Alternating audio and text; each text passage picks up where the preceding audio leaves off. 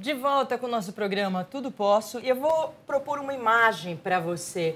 Imagine que sua vida é um carro. Imaginou?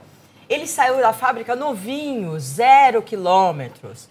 Como você ainda não sabia dirigir, seus pais guiaram você até que tivesse idade suficiente para assumir o controle. Então você deixa o banco do passageiro e segura o volante. Você tem todas as estradas do mundo à sua frente. Basta apenas decidir qual delas deseja percorrer. Não te parece uma imagem linda? Porém, Maria Cândida, agora imagine que alguém, sem nenhuma autoridade para isso, simplesmente arranca o volante das suas mãos, te empurra para o banco do passageiro e passa a decidir tudo, te deixando como mero espectador da viagem. É exatamente isso que acontece quando você permite que qualquer outra pessoa decida os rumos do seu destino. Família, amigos, sociedade. Quantas e quantas vezes nós somos incentivados a seguir em uma direção contrária à que de fato realmente escolheríamos. A gente recebe hoje aqui a palestrante treinadora comportamental, a Gaia Machado, para nos ajudar a encontrar os nossos verdadeiros caminhos e responder, né? Quem manda na sua vida, né? É isso? Quem é o dono da sua vida? Gaia, boa tarde. Tudo bem? Boa tarde. Como vai? Bem-vinda, obrigado pela presença. Gaia, de quem que é o erro, né? É a sociedade que precisa se controlar mais ou nós que precisamos impor barreiras, né? Contra esses palpites? Eu acho que a sociedade, ela tem o seu modo de funcionar e é normal que as pessoas queiram opinar. As pessoas acham que sabem o que é melhor para a nossa vida. Elas não fazem por mal. A sociedade tem as suas regras, os seus padrões e ela acaba direcionando de acordo com o que acredita. Só que cada um de nós tem a nossa verdade, né? A nossa verdade interior. Nós conhecemos os nossos princípios, os nossos valores, ou deveríamos conhecer, que são as coisas que nos movem. Então, nós temos que nos proteger e nos blindar e saber, ok, esse conselho é muito importante, até aqui ele faz sentido para mim. Daqui em diante, não. Eu acho que tem que ser uma decisão individual, uma consciência mesmo. Muitas pessoas acabam perdendo o aposto da vida delas? É uma coisa bem comum. Eu costumo falar que é o protagonismo. É como se a gente deixasse de ser o ator principal da nossa vida e virasse espectador ou coadjuvante. Isso acontece em várias funções. Você deixa de ser protagonista quando você está num trabalho que não te satisfaz e você deixa de buscar alguma coisa que faz mais sentido para você simplesmente por medo de virar mesa, ou de inovar, de buscar uma nova alternativa.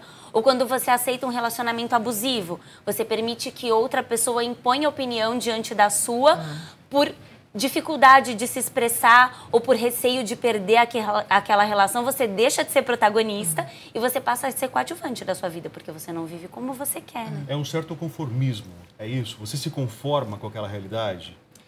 Eu acho que o conformismo realmente é a palavra, você usou a palavra certa. E por trás desse conformismo tem muita coisa, né?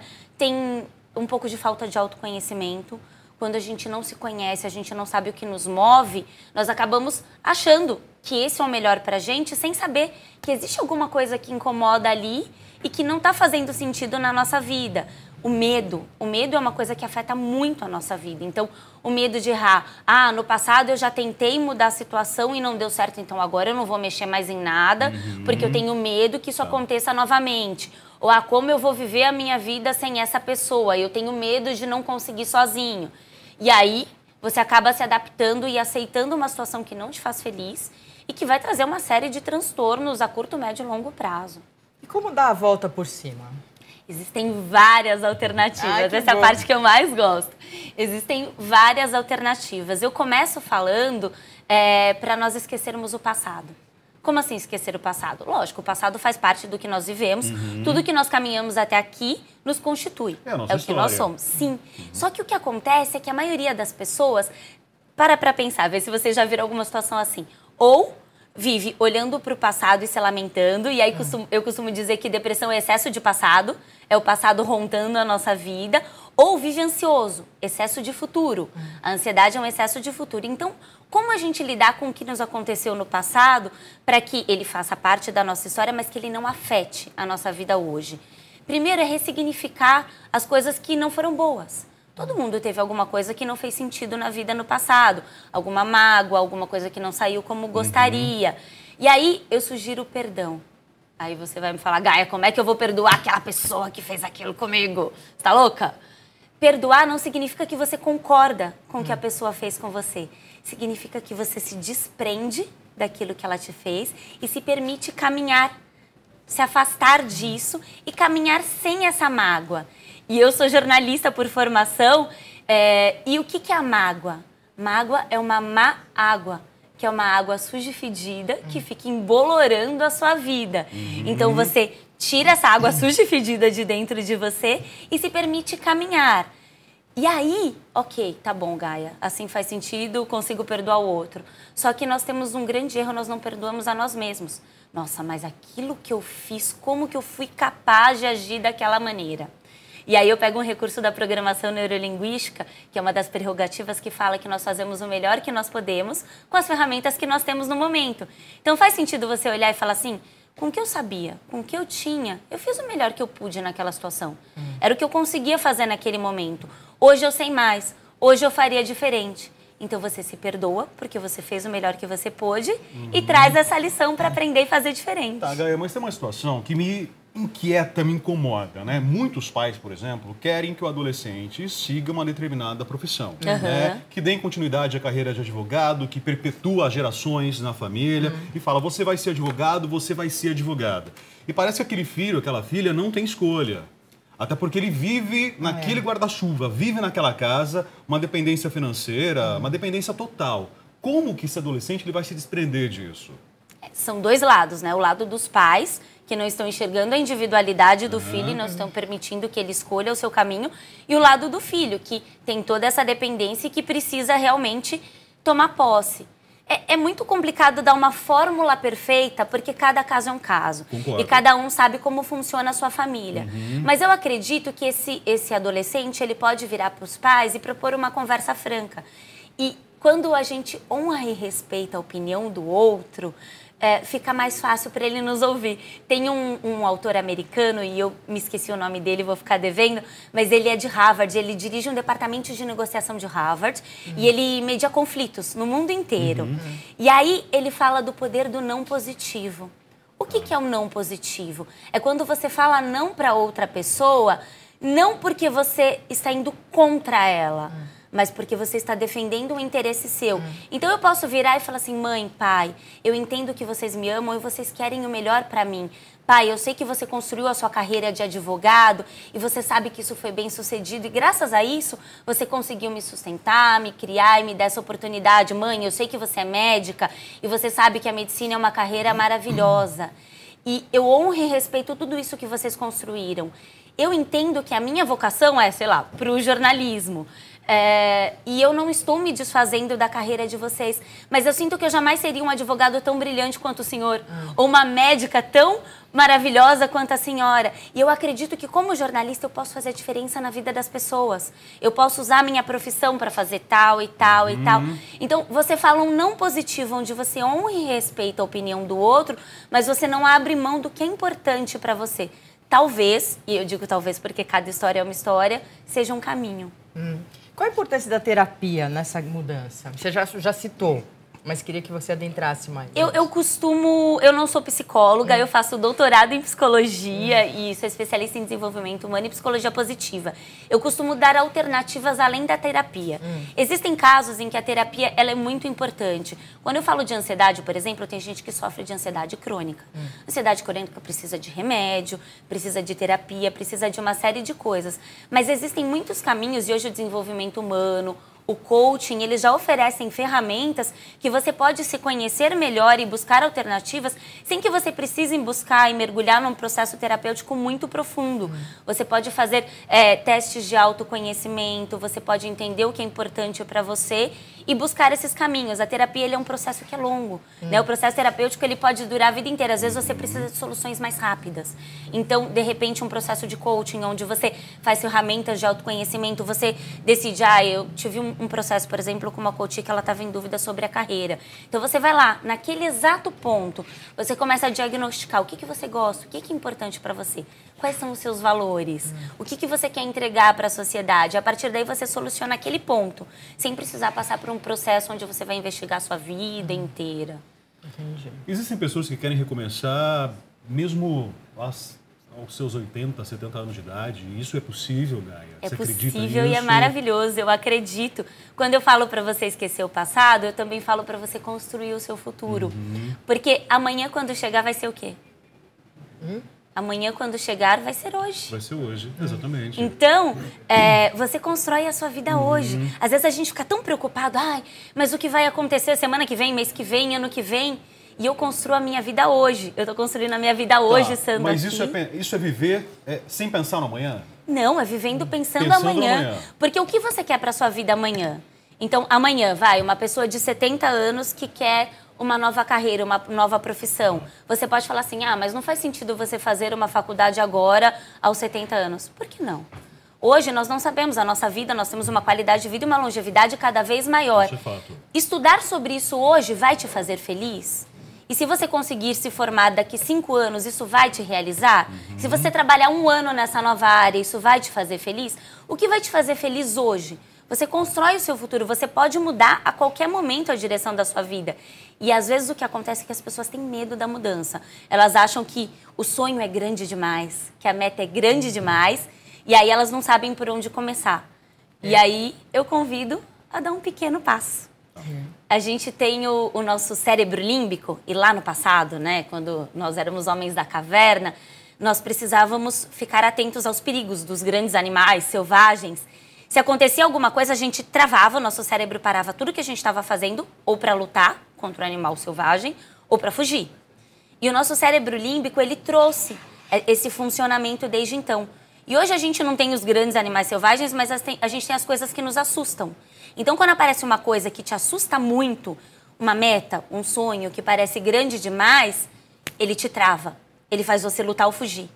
E aí, um passo para driblar isso chama Kaizen, que é uma técnica muito bacana, que dá um pequeno passo, uma coisa tão pequenininha, que o seu cérebro vai falar, isso é tão bobo que tudo bem eu fazer. Então, eu quero fazer exercício físico, mas eu não tenho meia hora por dia. Nossa, isso não vai dar.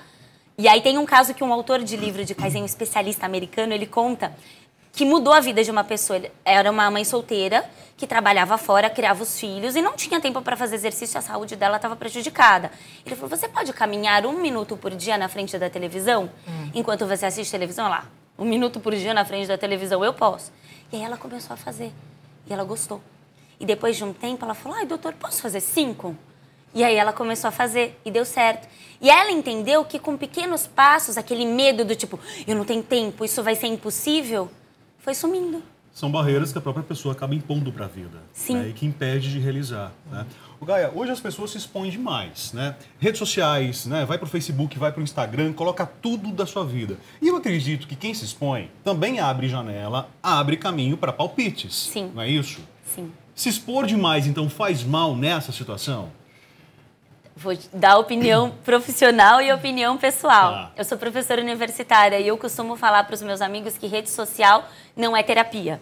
Rede social não é para você colocar, Gaia está se sentindo chateada. O que você procura como isso? Você procura que a pessoa vá lá e coloque assim, ai, coitadinha, por que você tá triste? Gente, isso não vai resolver. E opiniões polêmicas também. Nós vivemos num mundo onde, para tudo na vida, política, religião, futebol, tudo, nós temos opiniões diferentes. Nós não somos pessoas iguais. Para que você vai polemizar na rede social? Você vai gerar uma discussão e você vai causar uma separação de alguma forma com pessoas que são importantes na sua vida, mas que só pensam diferente de você. Então, a minha sugestão, e aí é uma sugestão porque é de cada um, é que rede social é um lugar para você compartilhar o que é legal, o que pode acrescentar para a vida da pessoa, e deixa o espaço para opiniões para você e para suas emoções também. Vai num restaurante conversar com um amigo, liga para o irmão e fala, eu quero conversar e eu quero desabafar. Mas não vai fazer isso na rede social. Você vai deixar de aceitar um emprego? Porque a pessoa que vai te contratar pensa diferente de você? Não, imagina, esse emprego vai ser bom para mim, tá? Mas se a pessoa olhar a sua rede social, ela deixa de te contratar? Pense nisso, Tem né? gente que não para pensar nisso. Desde o time de futebol, você falando mal do time de futebol do outro, até todas as outras coisas, você pode não desistir daquele emprego, mas o emprego pode desistir de você. Exatamente. Eu vi, pelo que você falou, que eu estava pensando aqui quando você estava falando, da dificuldade que é você tomar uma posição. Hoje é até fácil, digamos assim, depende da pessoa, você tomar uma posição. Mas a gente está vivendo uma situação tão complicada no país que não permite, por exemplo, com 70 anos que você estava falando, né? 70 anos eu vou mudar a minha vida. Mas aí você fala assim, eu vou mudar para quê? Porque eu não vou conseguir emprego, isso, aqui. Como que você lida com essa situação? Eu diria que a gente tem que partir da nossa realização pessoal. E aí eu vou trazer um dos grandes autores de motivação. E quando a gente fala de motivação, ninguém te motiva. Você se motiva, que é o Napoleão Hill.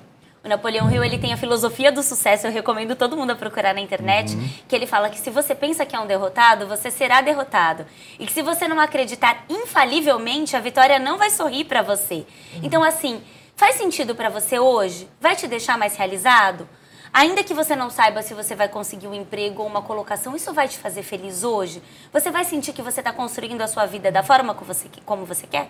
Faça e acredite que se você fizer de todo o seu coração, a oportunidade vai surgir para você. Eu construí a minha carreira na área da comunicação e eu mudei a minha vida por conta de uma história pessoal e mergulhei no desenvolvimento humano. Comecei a estudar psicologia positiva, coaching, desenvolvimento humano, neurociência, neurolinguística. E aí poderiam falar, Gaia, com 37 anos você resolveu mudar a sua vida agora? Começar do zero, tem gente que é psicólogo desde os 20. Dá, claro que dá. Porque isso me apaixonou tanto e eu decidi que isso era tão bom que eu não ia guardar só pra mim. E que eu tinha que falar isso pro maior número de pessoas possíveis. E eu acreditei infalivelmente que isso ia ser minha vida a partir de agora. E olha que maravilha, eu tenho a honra de estar com vocês aqui hoje. Que bom, Gaia, bom, obrigado. Valeu pela presença, pelos esclarecimentos. Pelo incentivo. Incentivo, né? O que a gente mais precisa. E você de casa, né? Quem comanda a sua vida? Faça o exercício de consciência, o que precisa mudar, quais passos você precisa dar, né? Os primeiros passos aí, o que você precisa eliminar na sua vida para tomar realmente o controle, o volante novamente desse carro, dessa locomotiva que é você mesmo, né? Depende de você, principalmente. É verdade. Se você quiser rever essa entrevista, você pode ir para o nosso YouTube, youtube.com e programa Tudo Posso. Você procura lá e vai achar essa entrevista, no máximo até amanhã. Essa entrevista vai estar lá para você rever, porque dentro dessa entrevista, e tudo que a gente falou, tem muitas coisas para se trabalhar com você mesmo, né? E com os outros também, não é, Gaia? Muito obrigada. Eu que agradeço. Posso fazer um convite rápido? Pode, Gaia, por favor. Coisas de Gaia no Facebook, Gaia com Y, é uma página que tem os vídeos e esse vídeo com certeza do programa vai estar compartilhado lá. Ótimo. Frases, textos e dicas para a gente assumir o comando da vida. É uma fanpage, então, isso? Uma fanpage então é só no curtir Facebook. Coisas de Gaia. Perfeito. Muito obrigada. Obrigado. Intervalo, no próximo bloco tem pão recheado de calabresa. A Mônica Castro vai estar com a gente aqui, ensinando essa delícia para você hoje. Ela falou que é tipo um pão de batata, assim, com calabresa. Ai, que delícia. Oba, é para hoje ainda, daqui a pouquinho.